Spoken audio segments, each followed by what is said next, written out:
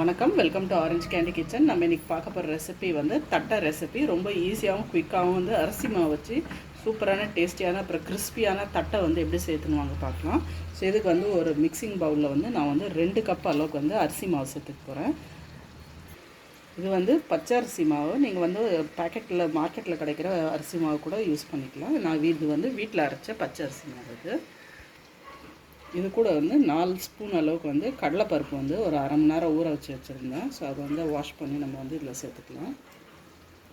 இதில் வந்து ஒரு 1/4 டீஸ்பூன் அளவுக்கு வந்து மஞ்சள் தூள் சேர்த்துக்கலாம். இது வந்து பெருங்காயத்தூள் வந்து ஒரு 1/4 டீஸ்பூன் வந்து இதில் சேர்த்துக்கலாம்.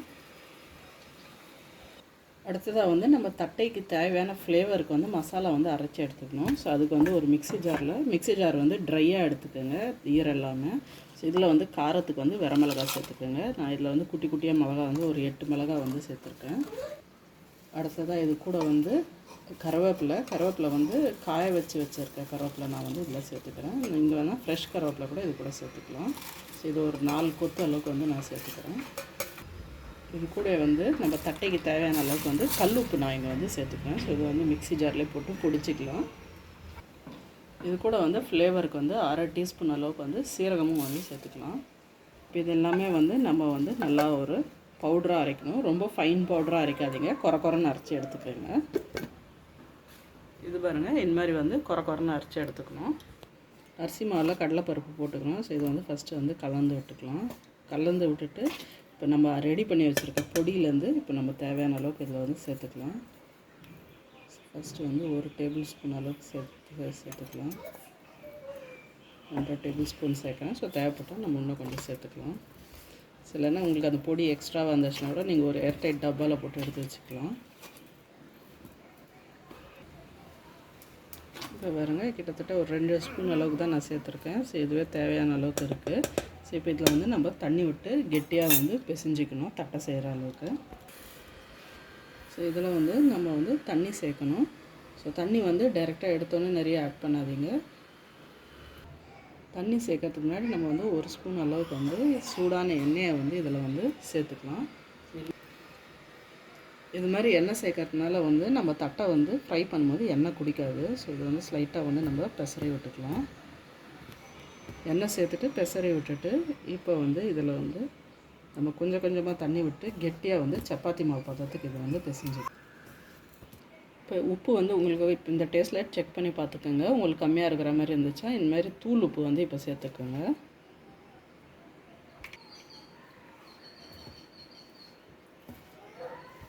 இப்போ இந்த மாதிரி மாவு வந்து சின்ன சின்ன உருண்டையாக பிடிச்சிக்கோங்க. நம்ம தட்டை எவ்வளோ பெருசாக வேணுமோ அதுக்கேற்ற மாதிரி வந்து உருண்டையாக பிடிச்சி வச்சுக்கோங்க. நம்ம தட்டுற ப்ரெஸ்ஸில் வந்து ஒரு சுத்தமான பிளாஸ்டிக் கவர் வச்சுக்கலாம். ஸோ அதில் வச்சுட்டு இது கொஞ்சம் லேசாக தட்டிட்டு பிளாஸ்டிக் கவரை வந்து நம்ம இது மேலே மடக்கி வச்சுக்கலாம். ஸோ உங்களுக்கு பால் கவர் எந்த கவர் ஆனாலும் நல்லா நீட்டாக இருக்கணும், ட்ரையாக இருக்கணும். வேணால் நீங்கள் கொஞ்சம் எண்ணெய் கூட தடையிட்டு இது வந்து நல்லா ப்ரெஸ் பண்ணி விட்டுக்குங்க.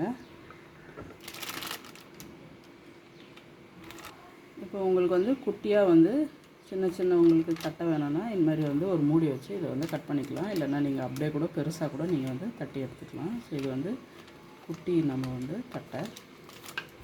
ஸோ இப்போ இதை எடுத்து நல்லா எண்ணெய் வந்து சூடாகட்டும்னு நம்ம வந்து வெயிட் பண்ணலாம். செக் பண்ணி பாருங்கள், மாவு வந்து ரைஸ் ஆகுது, எண்ணெய் சூடாகிடுச்சு. ஸோ இந்த ஸ்டேஜில் வந்து நம்ம போட்டு வச்சுருக்க தட்டையை வந்து போட்டுடலாம்.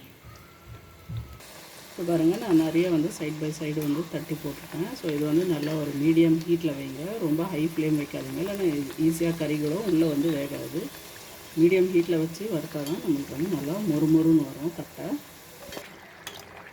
இப்போ பாருங்கள், பபிள்ஸ்லாம் ஓரளவுக்கு நின்றுச்சு, கலரும் வந்து நல்லா வந்து கோல்டன் ப்ரௌன் கலர் வந்துருச்சு. பாருங்கள், நல்லா சூப்பராக இருக்குது பார்க்கறதுக்கு. தட்டினீங்கன்னா கூட பாருங்கள் எவ்வளோ முறுமுறுன்னு இருக்கும் நம்ம தட்டை. ஸோ இந்த ஸ்டேஜில் வந்து நம்ம இது வந்து கடாயிலேருந்து வெளில எடுத்து ஒரு பிளேட்டில் எடுத்து வச்சுருவேன். பாருங்கள் எவ்வளோ கலகலன்னு சவுண்ட் வருது. ஸோ உள்ள மாவையும் வந்து இதே மாதிரி வந்து நம்ம சுட்டு எடுத்துடலாம். இப்போ பாருங்கள், நம்மளுக்கு சூப்பரான டேஸ்டியான முறுமுறுன்னு நம்மளுக்கு வந்து தட்டை வந்து ரெடி, மினி தட்டை. ஸோ இன்ஸ்டண்ட்டாக வந்து அரிசி மாவு வச்சுட்டு நம்ம ரொம்ப ஈஸியாகவும் குயிக்காகவும் செய்யலாம். இது வந்து நல்லா ஈவினிங் ஒரு டீ டைம் ஸ்நாக்காகவும் செய்யலாம், குயிக்காக ஒரு கெஸ்ட் வரும்போது. இல்லைனா இப்போ வரிசையாக நம்மளுக்கு எல்லா பண்டிகையுமே வருது, கிருஷ்ண ஜெயந்திலேருந்து நம்மளுக்கு வந்து தீபாவளிலேருந்து கிறிஸ்மஸ்லேருந்து எல்லாமே வருது. ஸோ எல்லா ஃபங்க்ஷன்ஸ்க்குமே வந்து எல்லா பண்டிகைக்கும் நீங்கள் கண்டிப்பாக இந்த ரெசிபியை ட்ரை பண்ணி பார்க்கலாம். ஸோ ஒர்க்கிங் உமன்லாம் ஈஸியாக இந்த ரெசிபியை செய்யலாம். கண்டிப்பாக அந்த ரெசிபியை ட்ரை பண்ணி பாருங்கள். உங்களுக்கு இந்த வீடியோ பிடிச்சிருந்தா லைக் பண்ணுங்கள், ஷேர் பண்ணுங்கள். அப்புறம் மறக்காமல் எங்கள் சேனல் ஆரஞ்சு கேண்டி கிச்சனுக்கு வந்து சப்ஸ்கிரைப் பண்ணுங்கள். நன்றி, வணக்கம்.